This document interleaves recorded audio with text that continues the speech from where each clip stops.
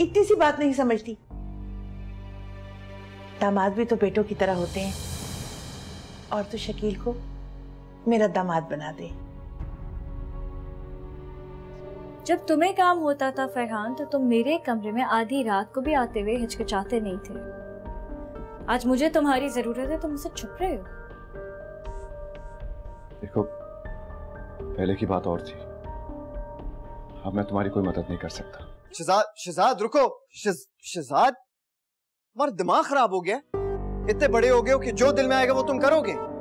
नहीं यूसुफ भाई, उस हया की वजह से हमारी जिंदगी अजाब बन गई है। खुद को आबाद करके हमें बर्बाद कर गई है वो। तो यार वो मर चुकी है ना हमारे लिए। हमें इससे कोई फर्क नहीं पड़ता कि वो क्या कर चुकी है या फिर वो क्या कर रही है, और तुम्हें भी फर्क नहीं पड़ना चाहिए। बल्कि जो घर में है उनका ख्याल रखो, अपनी माँ और बहन को संभालो। उनको संभालने के लिए पहले खुद को संभालना पड़ेगा। किसी काबिल नहीं हूं मैं जो अपनी माँ बहन को संभाल लूं। कैसी बातें कर रहे हो यार?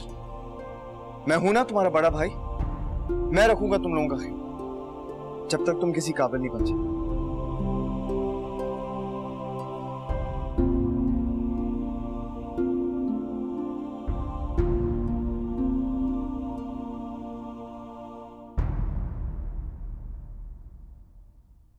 फिजा, ठीक हो? ऐसी क्या सोच रही थी? बेटा खड़ी हुई क्यों? कुछ सोच नहीं रही थी, वैसे थोड़ा दिल अजीब हो रहा था तो बैठ गई आके। You know, I was thinking, babies is not a bad option. अच्छा, अगर बोर हो रही थी तो मुझे बुला लेती। वैसे भी मुझे तुम्हारी राय चाहिए। इरम फुप्पो और मैंने एक प्लान बनाया। मेरी किस चीज में राय चाहिए तुम लोग को? एक्चुअली तुम्हारी राय नहीं चाहिए, हम चाह रहे हैं तुम इस प्लान में शामिल हो जाओ। प्लान क्या है? क्या सोच रही हो तुम?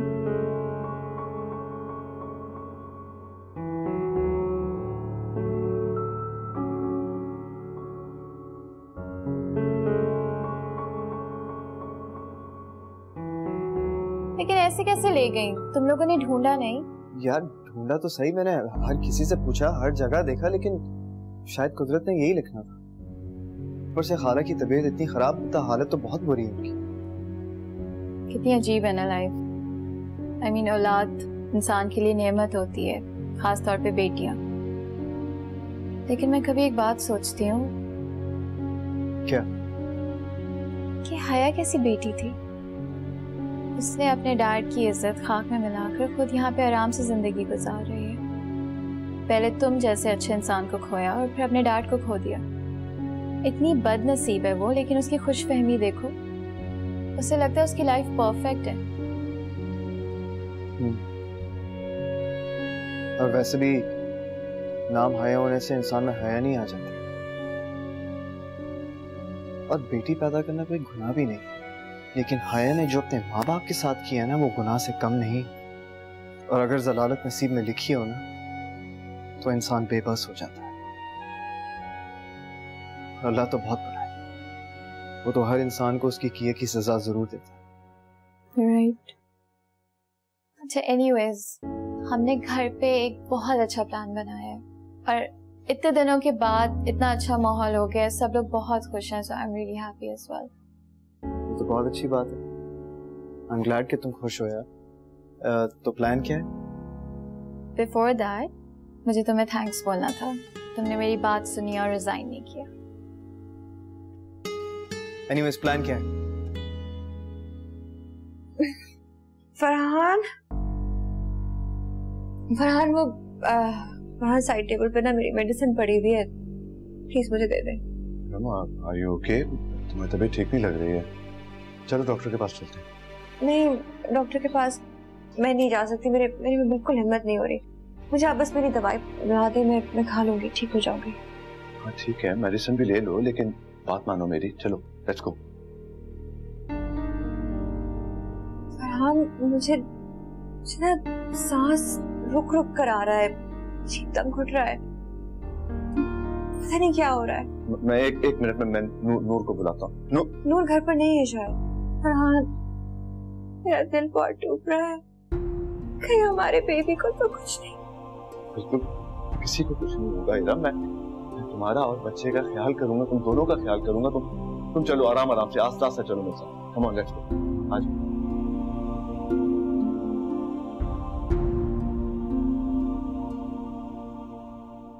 जी डैड, आपने बुलाया? जी बेटा, मैंने फरहान से कहा था कि ऑफिस ज्वाइन कर ले। 11 बज रहे हैं, अभी तक आया नहीं ऑफिस। इरम से फोन करके पूछोगे वो क्यों नहीं आया। ठीक है, मैं कॉल करके पूछ लेती हूँ, लेकिन आप टेंशन नहीं लें। आई डोंट थिंक इरम फूफो ने मना किया होगा, वो आपकी बात कभी भी मना नहीं करती। यही बात मुझे समझ में नहीं आई। शायद फरहान ये समझ रहा है कि मैंने इरम की वजह से उसे माफ किया, जबकि सच तो यह है कि मैंने उसकी आंखों में नदामत और दर्द महसूस किया था। डैड प्लीज स्ट्रेस नहीं लें, सब ठीक हो जाएगा। जैसे पहले था वैसे ही सब हो जाएगा। ओके? मैं इरम फूफो को कॉल करके आती हूँ।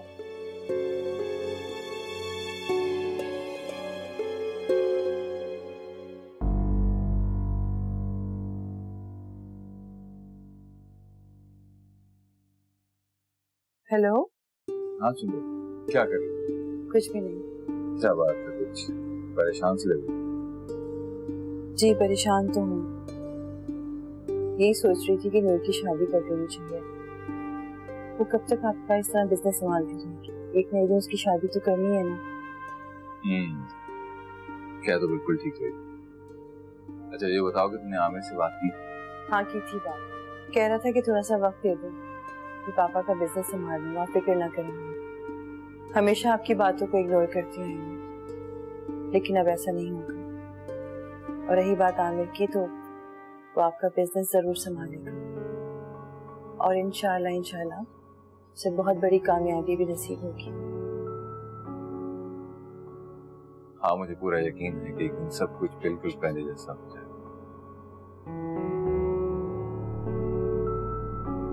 जी बेटा। डैड मैंने कॉल की फरहान अंकल को, लेकिन वो फोन नहीं उठा रहे। I don't know, I guess busy होंगे। ठीक है, मैं भी घर के लिए निकल ही रहा था। देखता हूँ कहीं इरम की तबीयत ना खराब। ठीक है, बस मैं भी निकलने वाली हूँ। ठीक। हया कहाँ थी तुम? मैंने इतनी कॉल्स की, तुमने एक भी रिसीव नहीं की। साइलेंट पड़ा हुआ था, पता नहीं चला। आप क्यों कॉल कर रहे थे? कोई काम था? हाँ वो फरहान को मैंने ऑफिस बुलाया, पता नहीं वो क्यों नहीं आया, समझ में नहीं आया वजह क्या थी। क्यों नहीं आए? ऑफिस के लिए तैयार तो हुए थे, फिर क्यों नहीं आए? यही वजह तो जानना चाह रहा हूँ कि क्यों नहीं आया।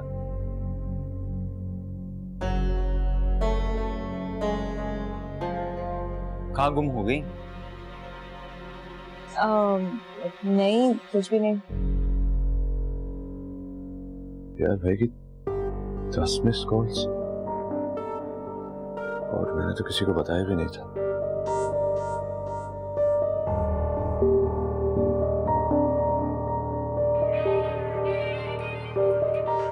बड़ी लंबी उम्र है भाई इसकी।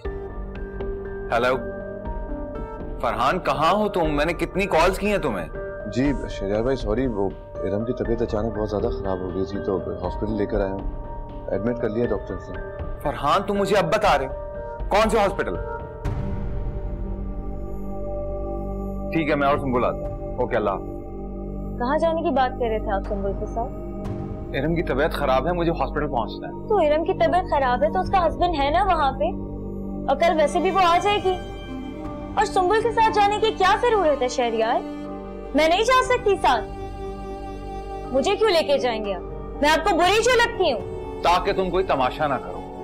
इस वक्त मेरी बहन को मेरी जरूरत है, और प्लीज हया मैं इस वक्त बहस के मूड में नहीं हूँ। कोई तंग करने की कोशिश ना करो वरना। तो मैं क्या शहरियार? तो मैं तुम्हें तलाक दे दूंगा, समझी तुम? शहरियार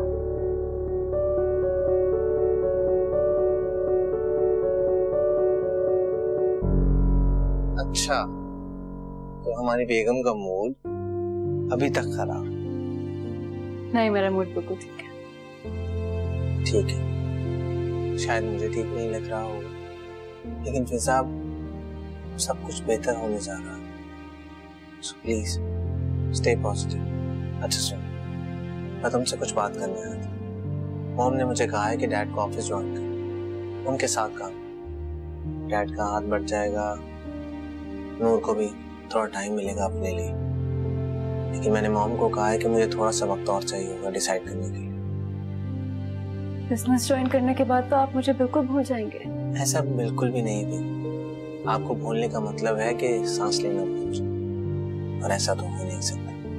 अच्छा जल्दी से तैयार हो जाओ, हमने पप्पू को मिलने जाना। पप्पू को क्या हुआ? पता नहीं, डैड ने कॉल की थी कि बस जल्दी से आ जाओ।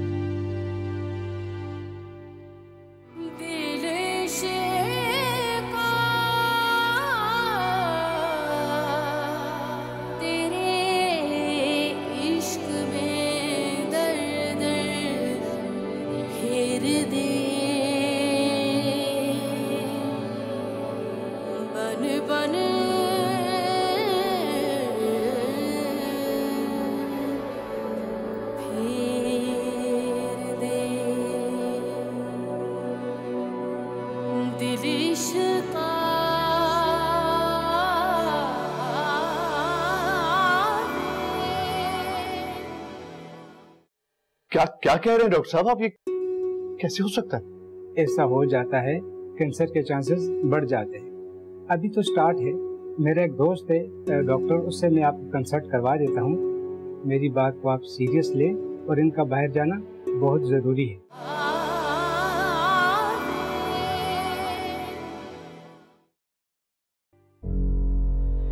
इस वक्त मेरी बहन को मेरी जरूरत है, और प्लीज हया, मैं इस वक्त बहस के मूड में नहीं हूँ। मुझे तंग करने की कोशिश ना करो, वरना तो मैं क्या शहरयार? तो मैं तुम्हें तलाक दे दूंगा, समझी तुम? इससे पहले कि मियां बीवी की मोहब्बत में इजाफा हो जाए और शहरयार सुंबुल की बातों में मुझे तलाक दे दे, मुझे अपना काम जल्दी करना पड़ेगा। पता नहीं ये वकील कब फोन करेगा। मैं खुद ही ट्राई कर लेती हूँ।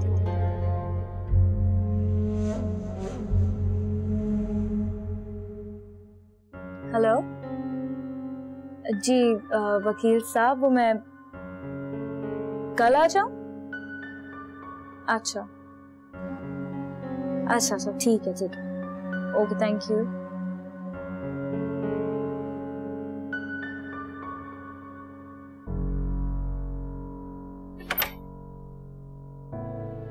इरम, इरम, फरहान, इरम आंखें क्यों नहीं खोल रही? क्या हुआ इसे?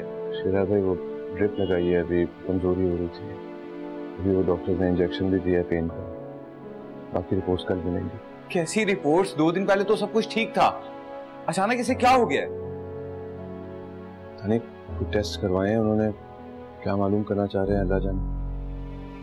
मिस्टर फरहान, आप आइए मेरे साथ, आपको डॉक्टर बुला रहे हैं। जी आइए। क्या क्या कह रहे हैं डॉक्टर साहब आप? ये कैसे हो सकता है? ऐसा हो जाता है, कैंसर के चांसेस बढ़ जाते हैं। अभी तो स्टार्ट है। मेरा एक दोस्त है डॉक्टर, उससे मैं आपको कंसल्ट करवा देता हूँ। मेरी बात को आप सीरियस ले, और इनका बाहर जाना बहुत जरूरी है। तुम फिक्र नहीं करो फरहान, मैं अपनी बहन को बाहर भेजूंगा, आप वहाँ के डॉक्टर से कंसल्ट कीजिए। इस बात का बहुत ख्याल रखें कि पेशेंट को जरा भी स्ट्रेस नहीं होना चाहिए, वरना कुछ भी हो सकता है। बच्चे को या खुद उनको कोई न कोई नुकसान पहुंच सकता है। भाई ये सब कुछ नहीं होगा फरहान, तुम इरम के साथ जाओ, अल्लाह ने चाहा तो सब कुछ ठीक हो जाएगा। मैं अपनी बहन को कुछ नहीं होने दूंगा, कुछ नहीं होगा उससे।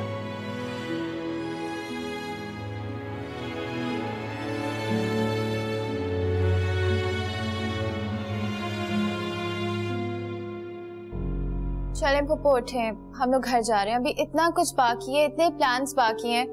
मैं डैड से बोलती हूँ हम लोग कुछ अरेंज करते हैं, आप मेरे साथ अभी घर जा रही हैं। मैं भी घर जाना चाहती हूँ तुम लोगों के साथ नूर। ठीक है, आप वेट करें, हम कुछ अरेंज कर रहे हैं, बस आप मेरे साथ अभी चल रही हैं।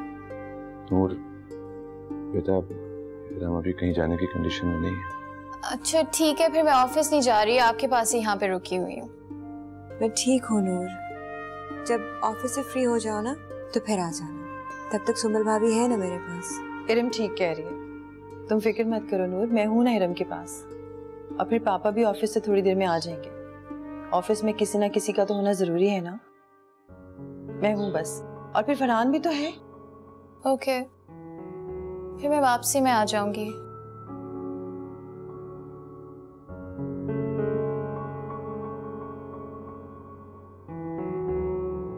मेरे बच्चे वाकई तुमसे बहुत मोहब्बत करते हैं, क्योंकि तुमने उनका बहुत ख्याल रखा है, और बच्चों को जहाँ मोहब्बत मिलती है वो वहीं पलट कर जाते हैं। तुम फिक्र मत करो, मैं हूँ तुम्हारे साथ। तुम्हारा भी उतना ही ख्याल रखूंगी जितना तुमने मेरे बच्चों का रखा है। सुंबल भाभी, आप माँ हैं, माँ से ज्यादा कोई प्यार नहीं कर सकता। मैंने इन बच्चों का साथ दिया जब ये बहुत अकेला महसूस कर रहे थे, लेकिन आपके और भाई के आने की वजह से अब दोबारा से मुकम्मल हो गए हैं।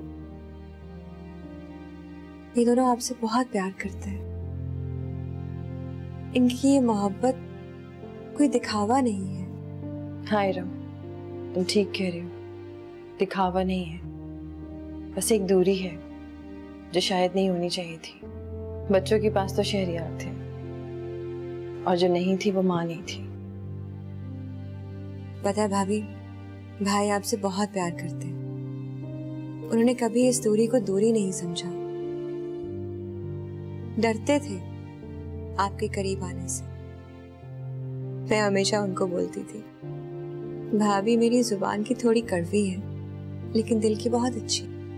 तुम खुद अच्छी हो ना, इसलिए तुम्हें कोई बुरा नहीं लगता। तुम वाकई बहुत अच्छी हो। अपना बहुत ख्याल रखना, ठीक है? और फिक्र नहीं करना, तुम अकेली नहीं हो।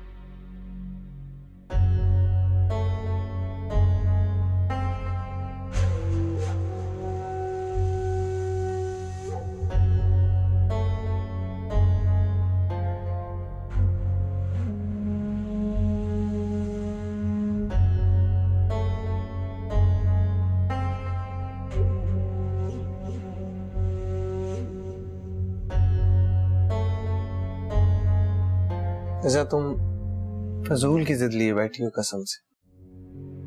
अब घर में भी सब कुछ ठीक है, फिर ये जिद क्यों? मैं फजूल की जिद कर रही हूँ आमिर, आपको तो कोई फिक्र ही नहीं है। वो शख्स जो आज तक मेरी हर बात मानता है, वो आज मेरे इतने खिलाफ हो गया है। अच्छा बताओ क्या करूं? आई प्रॉमिस जो कहोगी मैं करूंगा। तो फिर चले कुछ दिन के लिए हम आज से मिलने चलते हैं। फिजा कैसी बच्चों वाली बातें करती है। अभी फूफो के जाने का प्लान बन रहा है, उसके बाद डैड ने भी जाना। मैं नूर को अकेला छोड़कर नहीं जा सकता। जब से मैंने सुना है कि सुंबुल आंटी और अंकल ट्रिप पे जा रहे हैं, मेरा दिल इतना अजीब हो गया है, और आप पर जिसे कोई ख्याल ही नहीं है। अरे तो तुम चली जाओ वेकेशंस पे हमाद के पास, किसने रोका है तुम्हें? आपको तो सिर्फ ये चाहिए कि मैं आपसे बस दूर हो जाऊं, नहीं जाना मुझे। फिजा तुम इतना नेगेटिव कब से सोचने लग गई? अजीब बातें करती हो, अजीब रिएक्शन देती हो। अब आपको मेरी सोच भी नेगेटिव लगने लगी है, या फिर ये कहना कि आप मुझसे जान छुड़ाना चाह रहे हैं? साफ साफ बोल दे। प्लीज फिजा, मुझे कोई बहस नहीं करनी। हमें मुझे आपसे गिला है जो कभी दूर नहीं हो सकता, और जहां तक शिकायत की बात है, उसके लिए वक्त चाहिए जो आपके पास है ही नहीं। ऐसा नहीं है फिजा, क्या हो गया तुम्हें? आपको तो मेरी फिक्र ही नहीं है, और होगी भी क्यों? आपका दिल जो भर गया है मुझसे। खैर तुम इस वक्त गुस्से में, तुमसे बाद में बात करूंगा।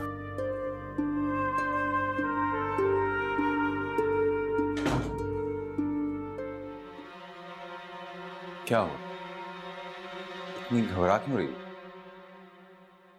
कहीं जा रही हो क्या? हाँ वो शहरयार, मैंने सोचा कि मैं शॉपिंग कर लेती हूँ जाके। सैटरडे है, अच्छा है वीकेंड पे बाहर निकल जाऊंगी ना। आया आज सैटरडे नहीं, आज मंडे। हाँ आज तो मंडे है। इनफैक्ट आज तो मेरा अपॉइंटमेंट भी है। मेरी तबीयत ठीक नहीं रहती ना, तो मैं सोची थी मैं डॉक्टर को दिखा दूं। आप तो मेरा ख्याल रखते नहीं है, मैं अपना खुद ही ख्याल रखूं। हाँ तुम जानती तो हो, मैं मानता हूँ कि मेरी गलती है, मुझे तुम्हें लेके जाना चाहिए था, लेकिन इरम की हालत इतनी खराब है, मैं उसी में मसरूफ था। बस रहने दे शहरयार, इस बारे में बात नहीं करते। एक बात कहूँ, अगर बुरा ना मनाओ तो, मेरी बीवी होने के नाते ना सही, लेकिन एक इंसान होने के नाते तुम्हें इरम का पता लेना चाहिए था। आप क्या चाहते हैं शहरयार? मैं उन लोगों के आगे झुक जाऊं, जाके जलील हो जाऊं, जो मुझे पूछते तक नहीं है। बात झुकने या जलील होने की नहीं है हया। अभी मुझे देर हो रही है, मैं बाद में बात करूंगी।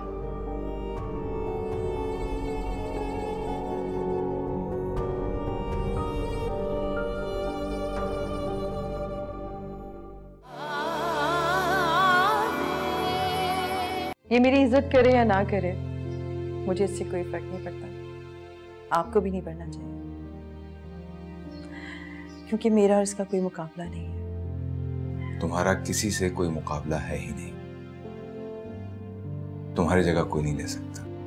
अगर आपकी बातें यहाँ पे हो गई हो तो प्लीज मुझसे भी बात कर लीजिएगा। और मुझे कोई शौक नहीं है इन्हें देखने का।